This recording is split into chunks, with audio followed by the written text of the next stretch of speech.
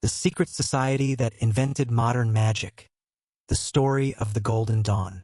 Imagine a secret society, born in the twilight of an empire. A society that existed for less than 2 decades, yet would cast a shadow that stretches across the entire modern world. It was not a society of politicians or revolutionaries seeking to topple thrones. It was a society of poets, scholars, artists, and eccentrics. Their goal was not to change the world, but to understand the very architecture of the soul, to map the hidden pathways between humanity and the divine. They practiced a form of magic so structured, so comprehensive, it would become the blueprint for nearly all that followed.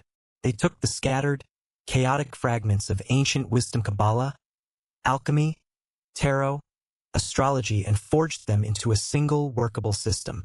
They created a university for the soul. They called themselves the Hermetic Order of the Golden Dawn. And in their brief, brilliant, and explosive history, they would ignite a fire that still burns today. This is the story of their meteoric rise, their spectacular collapse, and how, from their ashes, modern magic was born. To understand the birth of an idea, we must first understand the world that yearned for it. To find the source of modern magic, we must travel back in time, not to a moonlit ruin or an ancient desert, but to the very heart of the modern world itself. To London in the final, flickering decades of the 19th century. This was the capital of the world, the engine room of an empire on which the sun never set. This was the Victorian age at its zenith, a civilization brimming with a sense of supreme, unshakable confidence.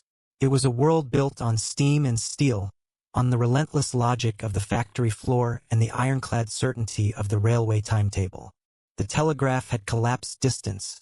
The photograph had captured reality, and the great minds of science were methodically banishing the shadows of superstition and myth. Charles Darwin, with his theory of evolution, had seemingly dethroned humanity from its special place in creation, reframing us as a product of natural, observable forces. The universe, which for millennia had been a place of gods and spirits, of divine will and cosmic mystery, was increasingly seen as a vast, intricate, but ultimately knowable machine. A great clockwork, governed by predictable physical laws. For the first time, it seemed that humanity held the blueprints to reality itself. The world was being measured, categorized, explained, and disenchanted. But for many who lived within this marvel of progress, it felt less like a brave new world and more like a gilded cage. The relentless march of materialism and science, while providing unprecedented physical comfort for some, had created a profound spiritual void. The old certainties of the Christian faith, which had anchored Western civilization for centuries, were crumbling under the assaults of critical scholarship and scientific discovery.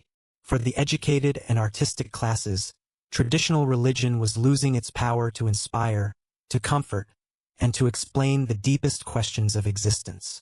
The universe may have been explained, but it no longer felt meaningful.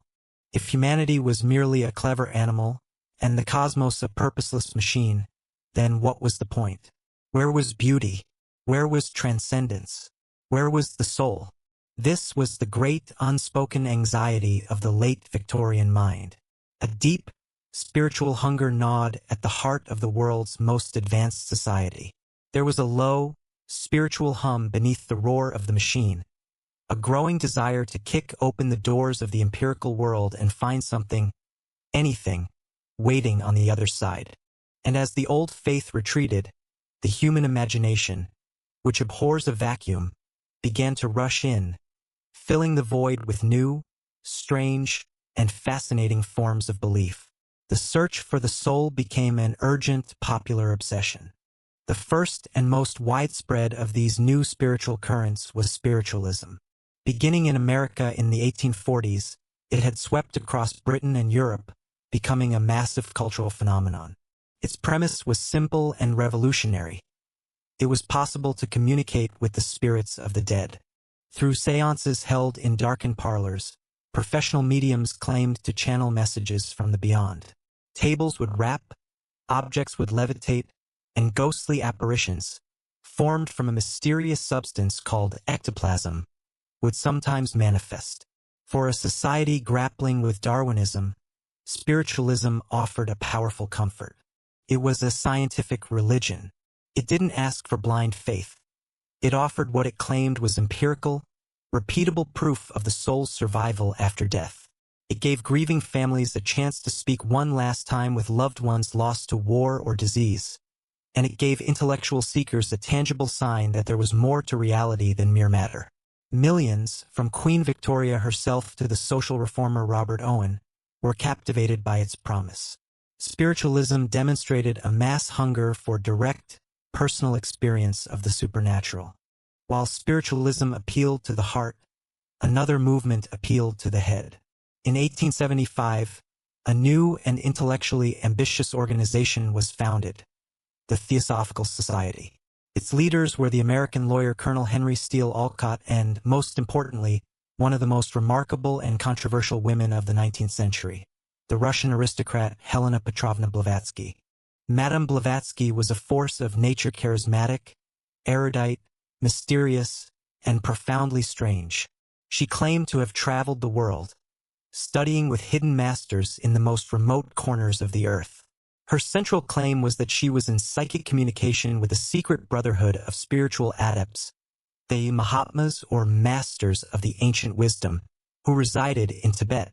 These masters, she said, had preserved the Prisca Theologia, the pristine universal truth that was the secret heart of every great religion and philosophy the world had ever known, from ancient Egypt and Plato to Hinduism and Christianity. In her colossal, sprawling, and often impenetrable books like Isis Unveiled and The Secret Doctrine, she laid out a breathtakingly grand vision of cosmic evolution, of lost continents like Atlantis and Lemuria, and of humanity's seven-stage journey towards divinity. Theosophy was a grand, syncretic system that aimed to reconcile science, religion, and philosophy. For intellectuals who had abandoned the church but still yearned for a sweeping, all-encompassing spiritual framework, it was irresistible. It provided a new cosmic mythology for a disenchanted age. And yet, for some, even theosophy felt too foreign, too focused on the wisdom of the East. A quieter but equally important current was the revival of older, distinctly Western esoteric traditions. This revival found its home in the arcane corners of Freemasonry. By the late 19th century, Freemasonry was a well-established part of British society. But beyond the standard craft lodges, a culture of high degrees had flourished, offering rituals and philosophies that were steeped in the language of Hermeticism, Kabbalah, and the Knights Templar. This led directly to the formation of small, exclusive study groups for those with a serious interest in the occult. The most important of these was the Societas Rosicruciana in Anglia, the Rosicrucian Society in England, founded in 1866. Open only to high-ranking Master Masons, it was a club for gentlemen occultists. Its members studied the Rosicrucian manifestos, the philosophy of the alchemists, and the symbolism of the Kabbalah. They were not, for the most part, practical magicians. They were scholars, antiquarians of the arcane, collectors of forgotten lore. But within their ranks, a profound dissatisfaction was brewing. They had the books, the theories, the diagrams, but they lacked the practice. They had the map, but no one was telling them how to actually make the journey. And so the stage was set. The gilded cage of the Victorian age had produced a generation of spiritual seekers, desperate for a key to unlock their prison. Spiritualism had proven that a mass audience was hungry for supernatural experience. Theosophy had provided a grand, intellectual framework and the tantalizing idea of hidden masters. And the Rosicrucian societies had gathered a core group of dedicated scholars who were steeped in the specific traditions of Western magic. All the necessary ingredients were present, simmering in the cultural cauldron of London. All that was needed was a catalyst, a group of individuals with the unique combination of scholarly knowledge, creative vision, and organizational genius to synthesize these scattered, chaotic currents. Someone who could take the dry theory of the Rosicrucian societies, infuse it with the cosmic scope of theosophy, and combine it with the promise of direct, repeatable experience that had made spiritualism so popular. Someone needed to build a new kind of order. Not just a club for study or a society for belief, but a practical school, a university for the soul that could teach the very art of magic itself. The world was holding its breath, and three men, armed with a mysterious cipher manuscript, were about to answer the call. Every great secret society needs a foundational myth, a story of discovery, a whispered transmission of ancient authority, a thread connecting the present moment to a lost and golden past. For the Hermetic Order of the Golden Dawn, this myth would be woven from a handful of cryptic pages, a ghostly German adept, and the singular ambitions of three remarkable and remarkably different men. They were the architects of the order, its founding trinity. They would be known as the Three Chiefs. To understand the Golden Dawn, one must first understand them, for the order was a perfect reflection of their combined strengths, their shared passions, and ultimately their fatal flaws. First, there was the scholar, Dr. William Wynne Westcott. In the bright light of day, Westcott was the very picture of Victorian respectability. He was a practicing London coroner, a man intimately familiar with the material facts of life and death. His world was one of inquests, evidence, and sober scientific judgment. But when the sun set, Dr. Westcott inhabited a different world entirely. He was an obsessive, almost fanatical student of the occult. His passion was not for seances or table rapping, but for the deep, textual traditions of Western esotericism. He was a high-ranking Freemason, fluent in the symbolic language of the craft. He was an early member of the Theosophical Society, drawn to its grand cosmic scope. But his true home was the Societas Rosicruciana in Anglia, the SRIA, an exclusive study group where England's most learned Masonic occultists gathered. Westcott was a collector, a cataloger, an archivist of the arcane. His mind craved order. He looked at the vast, chaotic, and often contradictory landscape of esoteric lore, Kabbalah, Hermeticism, alchemy, tarot, and saw not a mess, but the scattered pieces of a single, magnificent puzzle. More than anything, he longed to assemble those pieces into a coherent, structured, and workable system.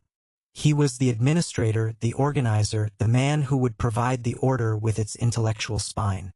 The second chief was the mystic, Dr. William Robert Woodman. Woodman was a retired physician, a respected elder in the same esoteric circles as Westcott. At the time of the order's founding, he was the supreme magus, the official head of the SRIA. He was widely regarded as one of the most learned esotericists in England, a man whose knowledge of Kabbalah and alchemy was profound. Woodman was the anchor of the trio. While Westcott was the energetic organizer, Woodman provided the crucial element of gravitas and legitimacy. His presence lent the new venture a sense of continuity with the older, established traditions of Masonic esotericism. He was the quiet, wise elder, the link to the past, whose endorsement signaled to others that this new order was a serious and worthy endeavor. And then, there was the magician, Samuel Liddell Mathers. If Westcott was the order's mind and Woodman its soul, Mathers was its fiery, beating heart. By profession, he was a humble, poorly paid clerk, but in his own imagination, he was the heir to a noble Scottish lineage, the last of the Clan MacGregor. He adopted the kilt, taught himself defense, and wrote a practical manual on military infantry tactics. Mathers was a man of immense, raw talent and burning ambition. He was a brilliant, self-taught linguist and translator, producing the first English editions of key magical texts like the Key of Solomon the King and the Book of the Sacred Magic of Abramelin the Mage. But his true genius was not just theoretical. Mathers was a born ritualist. He had a natural, intuitive grasp of symbolism, a flair for the dramatic, and an ability to weave together words, colors, incense, and gestures to create powerful, emotionally resonant ceremonies. He was the one who could take the dry, dusty diagrams from Westcott's books and make them come alive. He was the showman, the artist, the visionary who would give the Golden Dawn its magic. The legend begins, as so many do, with a mysterious discovery. The story, as promoted by Westcott, is this: in 1886 or 1887, he came into possession of a small manuscript of about 60 folios. He claimed to have acquired it from a fellow Mason, the Reverend A.F.A. Woodford, who had found it on a bookstall in Farringdon Street. This was the cipher manuscript. It was written in a simple substitution cipher, which Westcott, a student of such things, quickly identified as the one described by the 15th-century German abbot and occultist Johannes Trithemius. Westcott set about deciphering the text. What he found, he claimed, astonished him. The pages contained the skeletal outlines, the bare-bones structure, of a series of 5 initiation rituals for a secret magical fraternity. The rituals were graded, progressing in a sequence that corresponded to the elements and the lower spheres on the Kabbalistic tree of life. It was the blueprint for exactly the kind of structured magical school that Westcott had dreamed of creating. But the most fateful discovery, the key that would unlock the entire enterprise, was allegedly a single loose slip of paper tucked within the manuscript's pages. On this paper was written a name and an address: Fräulein Anna Sprengel of Stuttgart, Germany. A note on the slip indicated that she was a highly advanced adept of a German Rosicrucian order called Die Goldene Dämmerung Golden Dawn, and that she could be contacted by those who had proven themselves worthy by deciphering the manuscript. Following these instructions, Westcott claimed he wrote to this unknown German woman. To his delight, he received a reply. Thus began a correspondence between the London coroner and the mysterious Fräulein Sprengel. Over a series of letters, she supposedly confirmed the authenticity of the cipher manuscript. She acknowledged Westcott and his associates as the English heirs to her ancient tradition. She granted them a charter, an official warrant of authority, to establish a new temple in England. This temple was to be named Isis Urania, and it was to be the first outpost of the Order of the Golden Dawn in the outer world.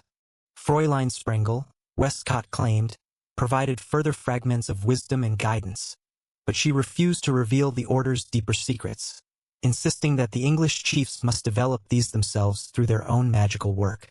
And then, conveniently, after having set the entire project in motion, she died. Her final communication allegedly ordered her own papers destroyed and severed all contact with any other German adepts, leaving the new English order entirely on its own. They were now the sole inheritors of a lineage whose only other living members had vanished into the mist. It is a wonderful story. It has all the elements of a great esoteric romance. A chance discovery, a cryptic code, a secret message, and a mysterious, powerful woman passing the torch of wisdom to a new generation before disappearing from the world stage. Was any of it true? Almost certainly not. The consensus among modern historians is that the entire narrative was a pious fraud, a brilliant and necessary invention. The cipher manuscript was most likely written in the 1880s, not the distant past, probably by Westcott himself with possible input from Mathers. The paper, the ink, and the content all point to a 19th-century origin. And Fräulein Anna Sprengel, the German Rosicrucian master? She never existed. She was a ghost, a literary device created to provide the one thing the new order desperately needed: an authentic, historical lineage. In the world of secret societies, authority is everything. You cannot simply invent a magical order from whole cloth. It must be presented as the rediscovery of a lost tradition, a restoration of an ancient line of succession. By creating this foundational myth, Westcott and Mathers were not just being deceitful. They were following a time-honored esoteric tradition of establishing legitimacy. They were creating the magical authority they needed to begin their great work. Real or forged, the charter from the ghostly Fräulein Sprengel was all the mandate they needed. In March of 1888, the three chiefs, Westcott, the methodical scholar, Woodman, the respected elder, and Mathers, the visionary ritualist, held their first official meeting. Drawing on the blueprint of the cipher manuscript, they formally established the Isis Urania Temple No. 3 of the Hermetic Order of the Golden Dawn. Why Temple No. 3? Temple No. 1 was supposedly Fräulein Sprengel's German lodge, and No. 2 was an abortive attempt by another London occultist that had failed. The designation cleverly implied they were part of an already existing international network. They were now ready to recruit. They would reach out to the other members of the Societas Rosicruciana and the esoteric elite of London. They would offer something no other group could provide. Not just a place to study magic, but a place to learn it, to practice it, and to live it. The doors to the University of the Soul were about to open. The true genius of the Hermetic Order of the Golden Dawn was not its fabricated lineage. A dozen secret societies had claimed descent from ancient masters. The true revolution, the act that would secure the Order's place in history, was its curriculum. For the first time, the sprawling, tangled, and often contradictory traditions of Western esotericism were synthesized and organized into a single, coherent, and progressive system of training. This was not a social club for idle debate. It was a magical university. It had a graded structure, a rigorous syllabus, practical coursework, and a series of examinations. It was designed to take a complete novice, a person with nothing more than a sincere desire to learn, and methodically guide them, step by step, along the path to becoming a practicing adept. It was a complete curriculum for the human soul. The order was built on a threefold structure, a ladder of spiritual ascent. At the bottom was the first or outer order. This was the preparatory school, the Golden Dawn itself, where the foundational knowledge was taught. Above this was the second or inner order, the Ordo Rosae Rubii Ori Crucis, the Order of the Red Rose and the Golden Cross, which was the true Rosicrucian heart of the system. This was the university proper, where theoretical knowledge was put into magical practice. And at the very top, unseen and unheard, was the third order, the secret chiefs, the disembodied or immortal masters akin to the Theosophical Mahatmaso were believed to be the ultimate guides and guardians of the entire work. A new candidate, after being approved, entered the outer order at the very beginning as a neophyte. Grade 0 is equal to 0. The double numbering system was significant. The first number represented the grades ascending the Kabbalistic tree of life from the bottom, while the second represented the grades descending from the top. A neophyte stood at the threshold, balanced between the material world and the path of initiation. The neophyte ceremony was a powerful piece of ritual theater. The candidate was hooded, bound by ropes, and led into the temple, a space arranged to represent the universe in miniature. They were challenged by robed officers representing different cosmic forces. They took a solemn oath of secrecy and were ritually purified and consecrated. Finally, the hood was removed, and they were brought from symbolic darkness into the light of the order, their journey having officially begun. From there, the aspirant began their slow ascent through the grades of the outer order. Each grade was associated with one of the 4 classical elements and a corresponding sphere on the lower part of the tree of life. To advance, a member had to do more than just pay their dues. They had to work. First came the grade of Zealoter. 1 is equal to 10, corresponding to the element of earth and the sphere of Moketh, the kingdom. Here, they began their studies, learning the basics of the Hebrew alphabet, the symbolism of the tree of life, and the practice of divination by geomancy. Then came Theoricus. 2 is equal to 9, the grade of air and the sphere of Yesod, the foundation. Studies deepened, now including more complex aspects of Kabbalah and the basics of astrology. Next was Practicus. 3 is equal to 8, the grade of water and the sphere of Hod, splendor. Here, the student was introduced to the esoteric meaning of the tarot, learning the complex system of correspondences that the chiefs had devised. Finally, they reached the grade of Philosophus. 4 is equal to 7, the grade of fire and the sphere of Netzach, victory.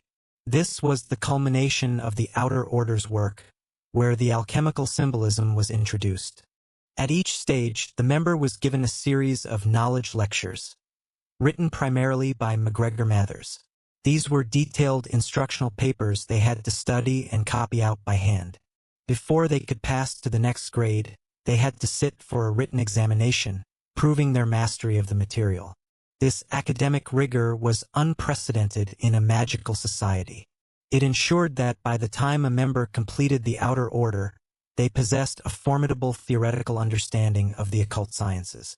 And 4 sciences, in particular, formed the pillars of the curriculum. The first and most important pillar was Kabbalah. The Golden Dawn took the mystical system of the Jewish Kabbalah and made it the central filing cabinet for their entire universe. The Tree of Life, with its 10 Sephiroth, divine emanations, and 22 connecting paths, became a universal map. Every planet, every element, every tarot card, every archangel, every god form from the Egyptian or Greek pantheons could be assigned a specific place on the tree. It was an intellectual master key, a tool for organizing all knowledge and seeing the hidden connections between seemingly disparate things. The second pillar was astrology. Members were taught not just to understand the signs of the zodiac, but to see the planets as living cosmic forces. They learned to calculate their own natal chart, viewing it as a symbolic map of their own soul's strengths and weaknesses, their personal magical karma. The third pillar was the tarot. Before the Golden Dawn, the tarot was primarily a tool for fortune-telling, its deeper meaning obscured. The Order's chiefs, particularly Mathers, performed a work of genius.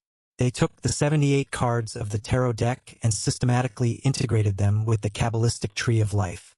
The 22 cards of the major arcana were assigned to the 22 paths of the tree, and the minor arcana cards were mapped onto the Sephiroth in the 4 elemental worlds. The tarot was transformed from a deck of cards into a visual textbook of the cosmos, a set of 78 symbolic gateways into the mysteries of the soul.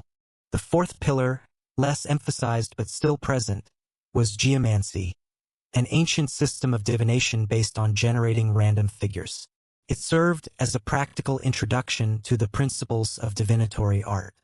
After several years of this intensive study, if the student had passed all their exams and proven their dedication, they reached a final gateway grade called the portal.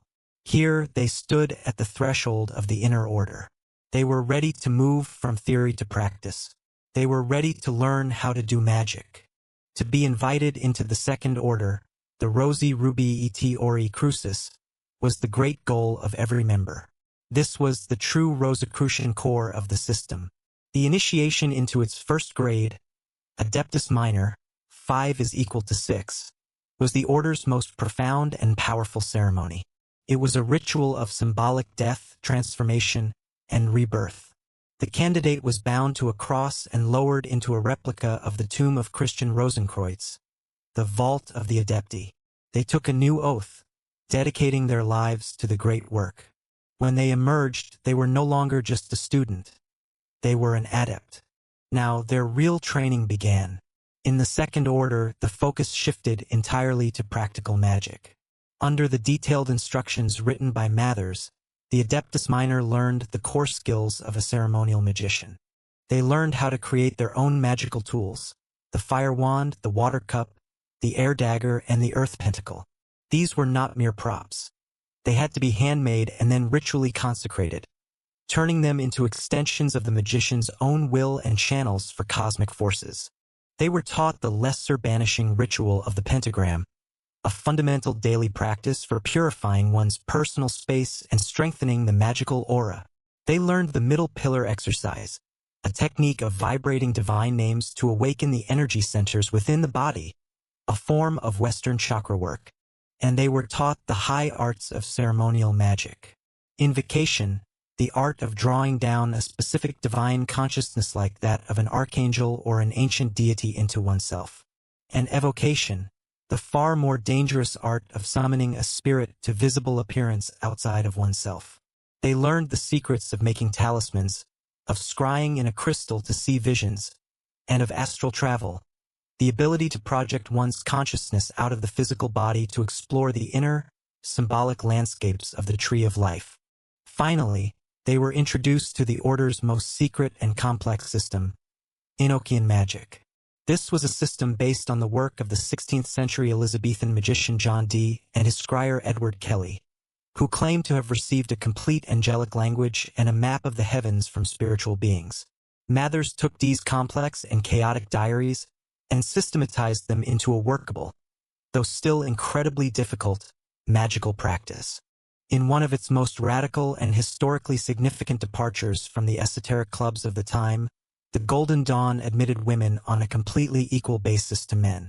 In an age where women were barred from universities, the professions, and political life. The order offered them a space where they could be intellectual and spiritual equals, rising to the highest positions of leadership based on merit alone. This inclusivity was not just a moral triumph.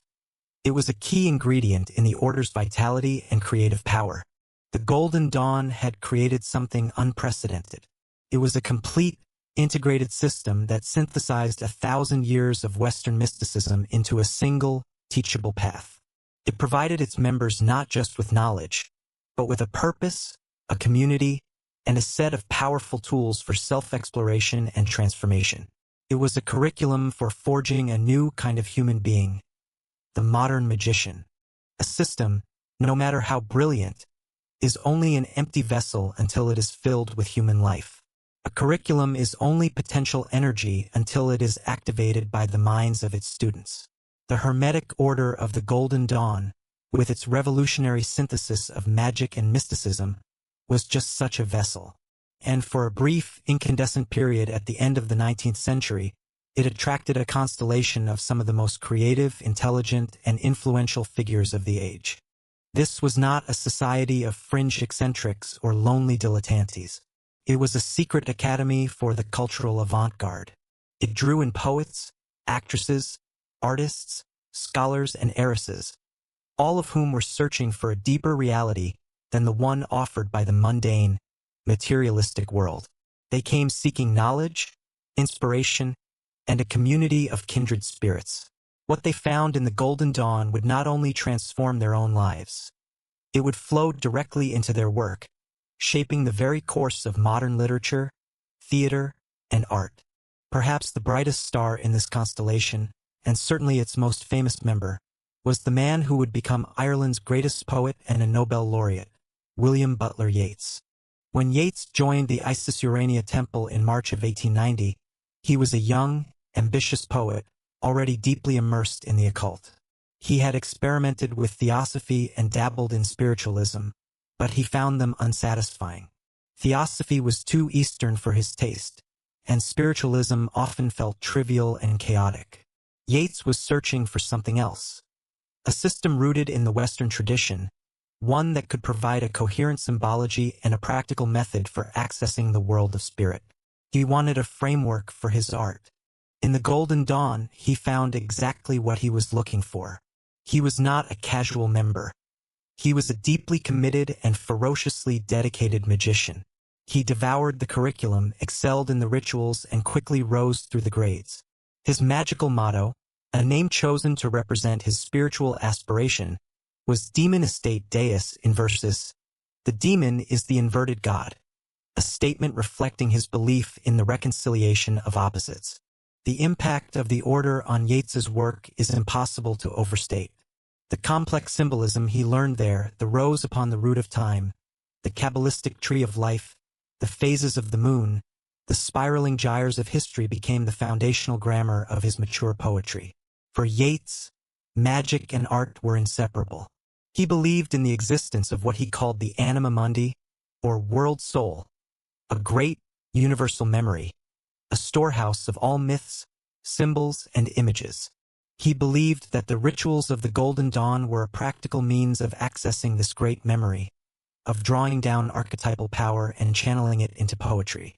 His art was a form of magic, and his magic was a source of art. Yeats would become a central pillar of the London Temple, a respected leader whose intellectual and spiritual gravity helped hold the fragile fraternity together. It was a friendship and perhaps an unrequited love that brought Yeats into the order. The person who introduced him was one of its most charismatic and influential female members, the actress Florence Farr. Farr was a leading light of the London stage, a celebrated beauty and a fiercely independent new woman. She was a friend of George Bernard Shaw and a champion of the new, psychologically realistic plays of Henrik Ibsen. But behind her public persona as a modern, progressive actress, she was a dedicated mystic and magician. In the Golden Dawn, Farr found a space where her intellectual and spiritual ambitions could flourish, free from the constraints of Victorian society. She became a brilliant ritualist and a powerful leader, eventually succeeding William Wynne Westcott as the chief adept in Anglia, the official head of the London Temple. Her particular magical interests lay in the power of sound. She developed techniques for vibrating divine names to create physiological and spiritual effects, and she was a gifted scryer, claiming to communicate with an ancient Egyptian spirit through a painted mummy case. For Farr, the order was a synthesis of her passions. The ritual of the temple was a form of sacred theater, and the theater stage was a space where magical, transformative ideas could be explored. Every magical operation requires resources, and the Golden Dawn was no exception. The crucial financial backing for the fledgling order came from another of its powerful female members, Annie Horniman. Horniman was the heiress to a vast tea fortune. Her father was a wealthy Quaker tea trader whose company, Horniman's Tea, was a household name. Liberated by her immense wealth from the need to marry or work, she dedicated her life to the arts. She was a talented artist herself, studying at the Slade School of Art, and her keen eye for design was invaluable to the order. She designed and paid for much of the Isis Urania Temple's lavish furnishings, its colorful banners, and the intricate regalia worn by the officers during ceremonies. But Horniman's role as a patron of the avant-garde would extend far beyond the secret temple. Her friendship with W.B. Yeats, forged in the crucible of the Golden Dawn, would lead her to one of her greatest achievements. In 1904, she used her personal fortune to purchase and refurbish a building in Dublin, founding the Abbey Theatre, the National Theatre of Ireland. This institution, born from a friendship between two high-ranking Rosicrucian adepts, would become a cornerstone of the Irish literary revival. Annie Horniman had transformed her esoteric passion into a lasting public legacy. The list goes on. The constellation of talent was dazzling. There was Arthur Machen, a struggling writer whose experiences in the order, with its hints of contact with elemental, pre-human forces, would deeply inform his classic works of supernatural horror like The Great God Pan. There was Algernon Blackwood, another master of the weird tale, whose stories often explored themes of nature mysticism and communion with vast, non-human consciousnesses, ideas central to the order's worldview. There was Arthur Edward Waite, a prolific and respected American-born scholar of mysticism. Waite was more of a mystic than a magician, and he would eventually lead a faction that purged the rituals of what he saw as dangerous practical magic. But his lasting legacy would be the creation of the most famous and widely used tarot deck in the world. In 1909, he collaborated with a fellow Golden Dawn member, the gifted artist Pamela Coleman Smith, to produce the Rider-Waite-Smith deck. Smith's brilliantly intuitive and symbolic illustrations, which for the first time provided pictorial scenes for all 78 cards, were a direct product of the esoteric teachings she had absorbed in the order. This deck would become the gateway to the tarot for millions. For a brief, shining moment at the turn of the century, the Isis Urania Temple was arguably one of the most intellectually and artistically fertile environments on the planet.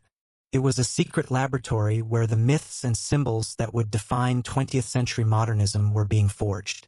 But a constellation is a fragile thing. It is a pattern held in place by a delicate balance of forces. And the very qualities that made the members of the Golden Dawn so brilliant, their fierce intelligence, their passionate creativity, their powerful wills, and their towering egos also contained the seeds of their own destruction. The brilliant stars of the order were on a collision course. The fraternity that had brought them together was about to be torn apart by their rivalries. Every Eden has its serpent. Every sacred garden is vulnerable to a force that challenges its harmony, questions its laws, and tempts its inhabitants with a different kind of knowledge. For the Hermetic Order of the Golden Dawn, a carefully constructed garden of intellectual and spiritual inquiry, the serpent arrived in the year 1898. He was a man of breathtaking genius and diabolical ambition. He would expose the order's fatal weaknesses, shatter its fragile peace, and in doing so, hijack its legacy for his own. His name was Edward Alexander Crowley, but the world would come to know him simply as Aleister Crowley. To call Crowley a controversial figure is a profound understatement. Even today, his name conjures images of black magic, sexual depravity, and satanic ritual. He gleefully cultivated a reputation as The Great Beast 666, and the wickedest man in the world. But behind the cartoonish villainy and the masterful self-promotion was a mind of formidable power. Crowley was born into the wealth and stifling piety of a Plymouth Brethren family, a strict fundamentalist Christian sect. His childhood was a battle against what he called the stupid fanaticism of his upbringing, and it forged in him a lifelong hatred of dogmatic authority and a powerful desire to transgress every conceivable moral boundary. He was a man of prodigious, almost inhuman, gifts. He was a poet of genuine talent, published while still a student at Cambridge University. He was a world-class mountaineer who participated in early, harrowing attempts to conquer the world's highest peaks, including K2 and Kanchenjunga. He was a master chess player, a brilliant literary critic, and a man of immense personal charm when he chose to be. But all these talents were subservient to a single, overriding passion: the pursuit of magic. Crowley was not interested in philosophy or mysticism for its own sake. He wanted power. He wanted direct experience. He wanted to storm the gates of heaven and hell and become a god. After a mystical experience at Cambridge convinced him of the reality of a secret, spiritual world, he dedicated his life and his considerable inheritance to mastering the occult. His search for a practical system of training led him, inevitably, to the doors of the Golden Dawn. Crowley was initiated into the Outer Order in November of 1898, taking the magical motto Perdurabo, meaning, "I will endure." He did not approach the curriculum with the patient reverence of other members. He attacked it. He tore through the grades and their examinations with a speed and aptitude that was both astonishing and alarming. While a typical member might spend several years working their way through the Outer Order, Crowley completed it in just over one. He immediately recognized the genius of the system that Mathers had constructed. He saw it as the most effective and powerful tool for spiritual and magical development that had ever been devised. But he had no patience for what he saw as the stuffy, bourgeois morality of its London leadership. He saw them as academics and dilettantes, playing at magic, while he was prepared to live it, to bleed for it, to sacrifice everything for it. His presence in the Isis Urania temple was a constant source of friction. His open bisexuality, his decadent lifestyle, his arrogant demeanor, and his open disdain for many of the senior members created an atmosphere of immediate distrust. The conflict centered on one man, W.B. Yeats. The two were almost perfect opposites. Yeats, the respected poet, the spiritual idealist, the man who sought to use magic to create beauty and connect with a noble, ancient tradition. And Crowley, the arch-rebel, the iconoclast, the man who sought to use magic to shatter illusions and liberate the individual will from all constraints. Yeats, as one of the leaders of the London Temple, saw in Crowley's ambition a dangerous lack of balance. He recognized his brilliance but was repulsed by his character, seeing in him a demon, a disruptive force that threatened to corrupt the entire work. Crowley, in turn, dismissed Yeats and his allies as drifters, weak-willed mystics who were afraid of true magical power. The two men, the Order's greatest poet and its most powerful magician, began a silent war for the soul of the fraternity. The breaking point arrived in late 1899. Crowley, having completed the entire curriculum of the Outer Order, presented himself as ready for initiation into the Second Order, the Rosae Rubii et Ori Crucis. This was the great prize, the gateway to the secrets of practical high magic. The London adepts, who collectively governed the temple, refused him. The examining committee, led by Yeats, formally rejected his application. Their decision was a damning indictment. They judged Crowley to be morally and psychically unfit for the power and knowledge he sought. They feared what he would do with it. They worried he was a sorcerer, a black magician interested only in personal power, not in the spiritual evolution of humanity. They barred the gate. For Crowley, this was an intolerable insult. It was a rejection not just of his character, but of his undeniable magical aptitude. Furious and never one to accept another's authority, Crowley did what any ambitious Machiavel would do. he found a way to go over their heads. He would appeal to a higher power. By this time, MacGregor Mathers, the sole surviving founder and self-proclaimed chief of the order, was living in Paris. His relationship with the London Temple, the order's largest and most successful branch, had become deeply strained. Mathers was growing increasingly autocratic, demanding absolute, unquestioning loyalty and obedience. The London adepts, who were doing most of the work of running the order, were beginning to resent his long-distance tyranny and his constant demands for money. They were quietly beginning to question his authority. Mathers was isolated, paranoid, and in desperate need of powerful allies who were loyal to him and him alone. And into this tense situation walked Aleister Crowley. Crowley traveled to Paris in January of 1900 and presented himself to the chief. Here was a brilliant, energetic, and wealthy young magician who, unlike the London Committee, was willing to acknowledge Mathers as his absolute superior. For Mathers, Crowley was the perfect weapon to use against the increasingly rebellious adepts back in England. Ignoring the formal decision of the London Temple, and in a complete betrayal of the order's own rules, Mathers made a fateful decision. In his own Paris apartment, he personally initiated Aleister Crowley into the 5 = 6 grade of Adeptus Minor. He gave the serpent the key to the garden.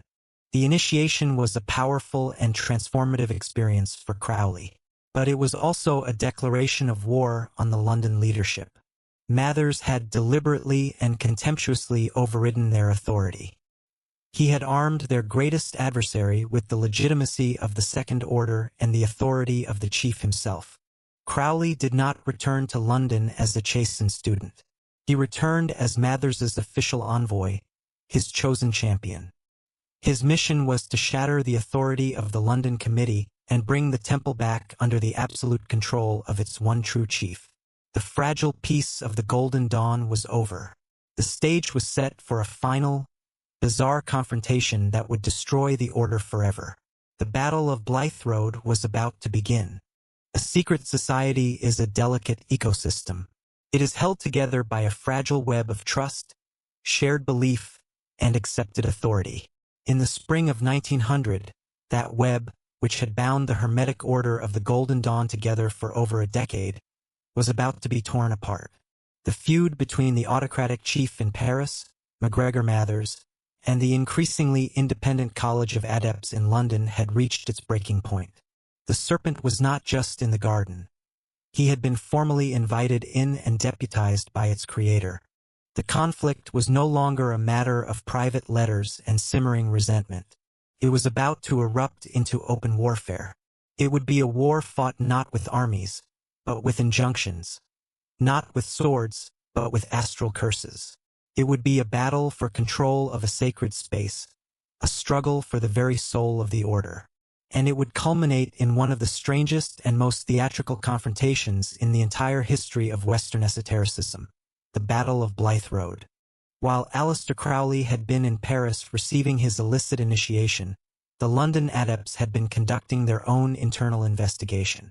The committee, led by W.B. Yeats, had finally begun to seriously question the very foundations of the order. They demanded that Mathers produce the evidence of his supposed contact with the secret chiefs.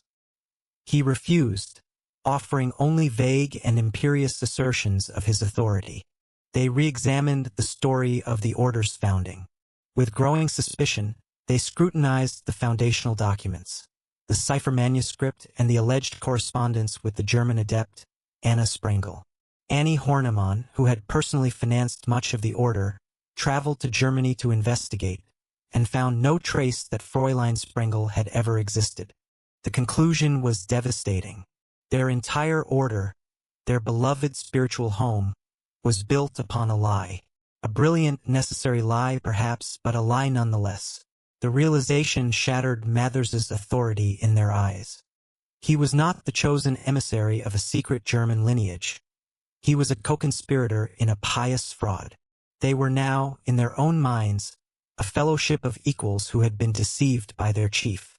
They were preparing to declare their independence and restructure the order as a democratic republic of magicians. Mathers, sensing this full-scale rebellion, decided on a preemptive strike. From Paris, he sent a furious telegram, formally expelling Yates and the entire investigating committee from the order. He declared them traitors to the great work, and he unleashed his newly appointed enforcer. He gave Aleister Crowley a clear and simple mission: return to London, seize control of the order's property and official documents, and install a new leadership loyal to Mathers. Crowley, never one to shy away from a fight, embraced the role with relish. This was his chance for revenge against the people who had scorned him. He prepared for his assault. This was not just a legal matter for him. It was a magical operation. He armed himself with spells and talismans, and for the physical confrontation, he assembled a costume designed for maximum psychological impact. A black, half-face mask to conceal his identity and intimidate his opponents, and the full regalia of a Highland chieftain, complete with a kilt and a ceremonial dagger, the Styendub. He was no longer just Aleister Crowley. He was the avenging agent of the rightful chief. The battlefield was a set of rented rooms at 36 Blythe Road, in the London suburb of Hammersmith. This was the location of the Isis Urania Temple and, most importantly, its sacred heart, the Vault of the Adepti. This small, seven-sided chamber was a ritual space of immense symbolic importance, a physical replica of the legendary tomb of Christian Rosenkreutz. To control the vault was to control the temple. On the 17th of April, 1900, Crowley launched his attack. But the London adepts, led by Florence Farr, had been forewarned of his intentions. They had acted quickly. They changed the locks on the temple doors. When Crowley arrived, he found his way barred. Undeterred, he employed a local blacksmith to simply break the locks and force the door open. He and a fellow Mathers loyalist, a woman named Elaine Simpson, stormed the premises. The physical space was now theirs, but the victory was short-lived. The next day, the rebels counterattacked. W.B. Yeats arrived on the scene, along with another adept, E.A. Hunter, who conveniently happened to be a lawyer. The confrontation was not a brawl, but a tense and surreal standoff. On one side was Crowley, masked and cloaked, claiming authority from the order's chief. On the other was Yeats, the celebrated poet, armed with the collective will of the London members. There were arguments. There were threats. There were competing pronouncements of excommunication. At one point, the landlady of the building, bewildered by the sight of masked men and angry poets arguing on her property, called the police. The image is almost comical. The great magical war for the soul of the Golden Dawn being interrupted by a London bobby, trying to make sense of a dispute that seemed to be about a secret tomb and invisible chiefs. But for the participants, this was no laughing matter. They believed the true battle was being fought on a different plane of existence entirely. This was a magical war.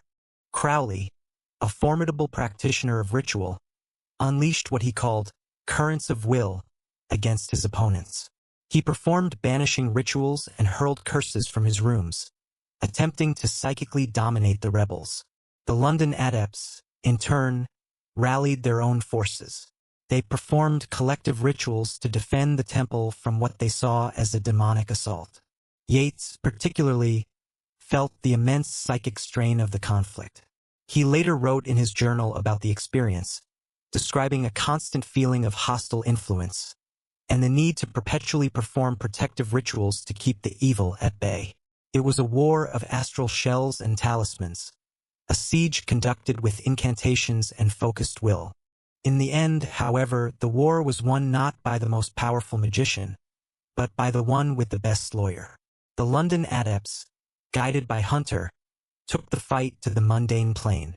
They filed for a court injunction against Mathers and Crowley, seeking to legally restrain them from entering the premises or claiming the order's property. The court sided with the London Committee. Crowley, the great beast, the self-styled master of darkness, had been defeated by the most mundane of weapons, a piece of paper from the British legal system. He was forced to retreat. The Battle of Blythe Road was over. The rebels had won. They had won the battle, but in doing so, they had lost the war. The victory was a hollow one. The Golden Dawn, as a unified, cohesive entity, was dead. The schism was absolute and irreparable. Mathers had lost his most important temple, his primary source of income, and the loyalty of his most talented members. His authority was broken. The London adepts had secured their independence, but at what cost? They were left in control of a magical system whose foundational claims they now knew to be fraudulent. The trust that had been the bedrock of their fraternity was gone, replaced by suspicion and factionalism. The magic had been stripped away, revealing a very human story of ego, deception, and the lust for power. The great constellation of geniuses had collapsed. The light that had burned so brightly was about to be scattered. The Golden Dawn was shattered, but its fragments, like the pieces of a magical mirror, would go on to reflect its light in 1,000 different directions, illuminating the entire occult landscape of the century to come. An explosion does more than just destroy. It scatters. It takes a single, concentrated point of energy and disseminates it across a wide area. The hermetic order of the Golden Dawn, in its final, spectacular collapse, did not simply vanish. It exploded. The light of its teachings, once so jealously guarded within the secret walls of its temples, was now diffracted, shattered into 1,000 pieces. The unified fraternity was dead, a casualty of ego and rebellion. But its system, its powerful curriculum of the soul, was now free from the control of any single group. In the chaos that followed the Battle of Blythe Road, the former adepts went their separate ways, each carrying a fragment of the original vision. And in this scattering, this diffraction, the Order's true and lasting influence began. The secrets of the Golden Dawn were about to go public. In the immediate aftermath of the schism, the once mighty Order devolved into a constellation of smaller, warring factions. The London Temple, having won its independence from Mathers, tried to carry on. Under the leadership of W.B. Yeats and others, they renamed their group the Morgenroth and attempted to restructure it along more democratic lines. But the spirit was gone. The internal squabbling continued, fueled by the knowledge of the Order's fraudulent foundations. Within a few years, it too would splinter and fade into obscurity. One of its most prominent members, the scholar A.E. Waite, broke away to form his own group, the Independent and Rectified Right. Waite was a Christian mystic, not a ceremonial magician. He was deeply uncomfortable with what he saw as the pagan and potentially dangerous practices of high magic. He rewrote the Order's rituals, stripping them of their operative magical elements and recasting them as a purely mystical, symbolic path of Christian contemplation. Meanwhile, in Paris, a bitter and isolated MacGregor Mathers continued to run his own loyalist faction, which he named the Alpha Et Omega. He held on to a dwindling number of followers, including his talented wife, Moyna Mathers, but the glory days were over. He would die in 1918, a lonely king ruling over a shattered kingdom. And what of the serpent in the garden, Aleister Crowley? Having been the catalyst for the explosion, he now reveled in the chaos. Expelled from the mainstream and free from the authority of both Mathers and the London group, he embarked on his own singular magical quest. In 1904, while on his honeymoon in Cairo with his wife Rose, he claimed to have experienced a profound magical event. He alleged that a disembodied intelligence named Iwas dictated to him a new holy book, a scripture for a new age. This book was Liber El Vel Legis, the Book of the Law. Its central message was a radical new ethical code, summarized in the famous and infamous phrase, "Do what thou wilt shall be the whole of the law." This was the birth of Thelema, Crowley's new religion of liberated will. But while the philosophy was new, the entire practical structure he built around it was taken directly from the Golden Dawn. He created his own magical order, the A Therefore, whose graded system of training was a direct, albeit more demanding, copy and continuation of the Golden Dawn's curriculum. The rituals, the tools, the correspondences, the emphasis on Kabbalah and the Tarot was all there.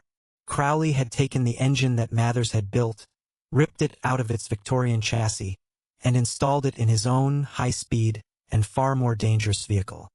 The greatest consequence of the schism, however, was the breaking of the oath of secrecy.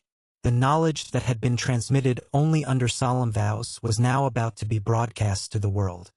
Crowley, in an ultimate act of magical rebellion and personal vengeance against Mathers, began publishing vast sections of the order's secret rituals and knowledge lectures in his journal, The Equinox, which he subtitled The Review of Scientific Illuminism. Starting in 1909, he systematically revealed the core teachings of the order, making them available to anyone who could afford the price of a subscription. Mathers sued him for breach of copyright, but lost. The genie was out of the bottle, and it would never be forced back in. The process of public revelation was completed a generation later by another former member, Israel Regardie. Regardie was a student of Crowley's who later became disillusioned with him. However, he remained a passionate believer in the power and genius of the original Golden Dawn system. He feared that with the death of the original members and the decay of the splinter groups, this precious knowledge would be lost forever. Between 1937 and 1940, Regardie made a momentous decision. He gathered every Golden Dawn document he could find, the initiation rituals, the knowledge lectures, the instructions for practical magic, and published them in a massive 4-volume work. He simply titled it The Golden Dawn. It was a complete, unabridged textbook of the Order's entire system, from the first step of the neophyte to the advanced magic of the Adeptus Minor. With this single act, Regardie ensured the survival of the Golden Dawn's legacy, transforming it from a secret oral tradition into an open-source system available to any dedicated student. This widespread publication of the Order's secrets created ripples that would reshape the entire spiritual landscape of the 20th century. The diffracted light of the Golden Dawn would illuminate the birth of entirely new movements. Its most significant and widespread influence can be seen in the creation of the modern pagan religion of Wicca. In the 1940s and 50s, a retired English civil servant and amateur occultist named Gerald Gardner began promoting what he claimed was the surviving remnant of Europe's pre-Christian witch cult. The religion he founded, Wicca, while drawing on folklore and folk magic, built its ritual structure almost entirely on the scaffolding of ceremonial magic that Gardner had learned, primarily through the published works of Aleister Crowley. The Wiccan magical circle, cast to create a sacred space between the worlds, is a direct descendant of the Golden Dawn's magical circle. The use of the 4 elemental tools, the wand, the cup, the athame or dagger, and the pentacles is pure Golden Dawn. The concept of invoking a god and goddess into the high priest and priestess mirrors the Golden Dawn's practice of assuming god forms. The most influential magical system of the 19th century had become the direct ancestor of the most popular pagan religion of the 20th. The diffraction continued. The Rider-Waite-Smith tarot deck, created by 2 Golden Dawn adepts, became the default tarot deck for the entire world, its imagery defining the popular understanding of the cards for generations to come. The principles of ritual magic, the correspondences of the Kabbalah, the techniques of astral projection, all of these, systematized and popularized by the Order, became the common language of virtually all subsequent Western magical traditions, from the various forms of Thelema to the more eclectic practices of chaos magic. The Hermetic Order of the Golden Dawn, the secret society that had failed so spectacularly, had, in its failure, succeeded beyond its founder's wildest dreams. It had intended to create a small, elite brotherhood of hidden masters. Instead, by shattering, it had inadvertently democratized its knowledge, seeding the entire culture with its ideas. The light, once concentrated, was now everywhere. And so we arrive at the final, remarkable irony in the story of the Hermetic Order of the Golden Dawn, a secret society conceived in the gaslit parlors of Victorian London, founded upon a noble lie, and destroyed from within by the very egos it sought to transcend, became the single most important and influential magical organization of the last 500 years. Its dream of a hidden college of enlightened adepts who would secretly guide the evolution of humanity failed. It collapsed into a bitter feud of lawsuits, excommunications, and psychic warfare. But its practical achievement, its lasting legacy, was monumental.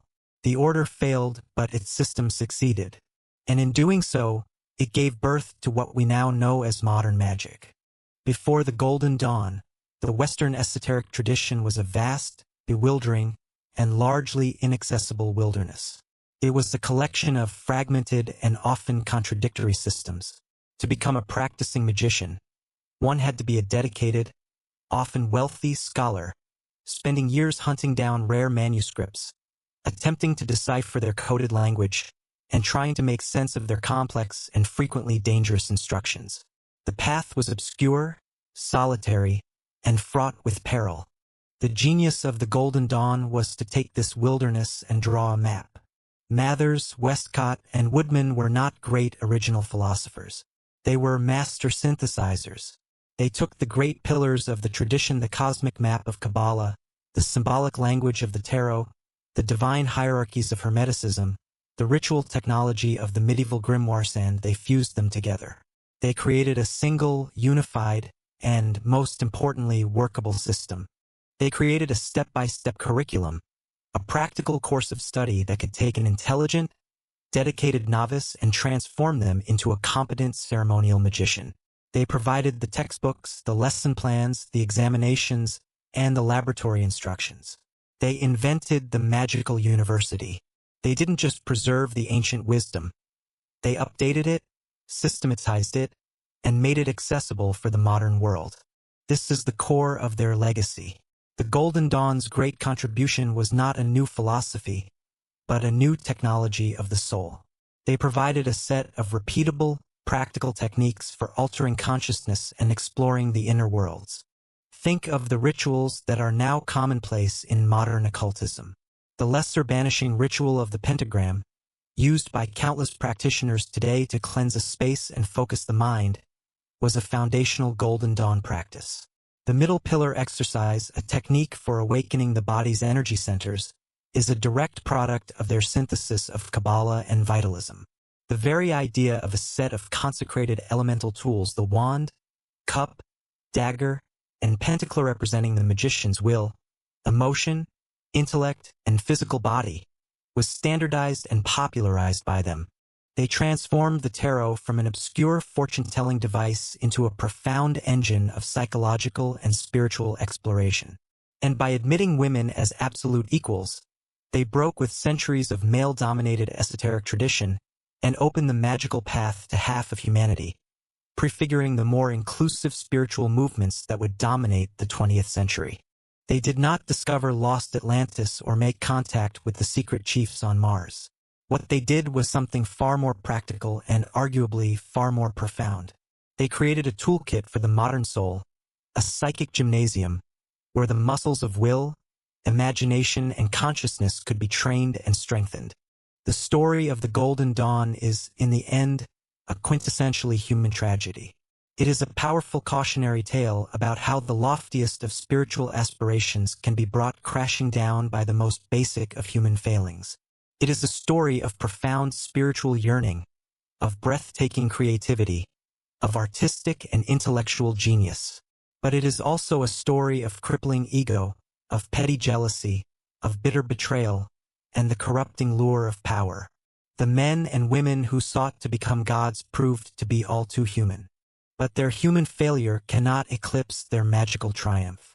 They opened a door, and through that door, the potent, often dangerous, and endlessly fascinating currents of Western magic flowed out of the secret temple and into the modern world.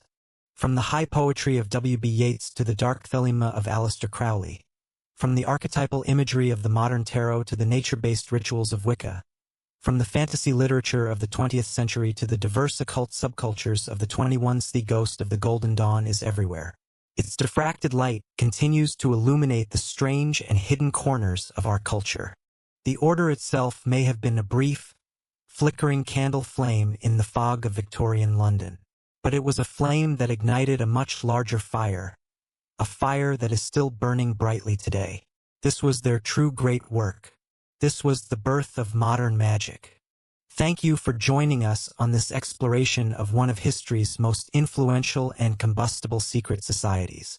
The legacy of the Golden Dawn is a testament to the fact that an idea, a system, can often become far more powerful than the flawed and fragile human beings who create it. What are your thoughts on this strange chapter of history? Do you see the influence of the Golden Dawn in the modern world? Let us know in the comments below. If you enjoy these deep dives into the esoteric currents of the past, please consider liking this video and subscribing to Driftwood Histories for more tales found adrift in time. We are grateful for your support. Until next time, stay curious.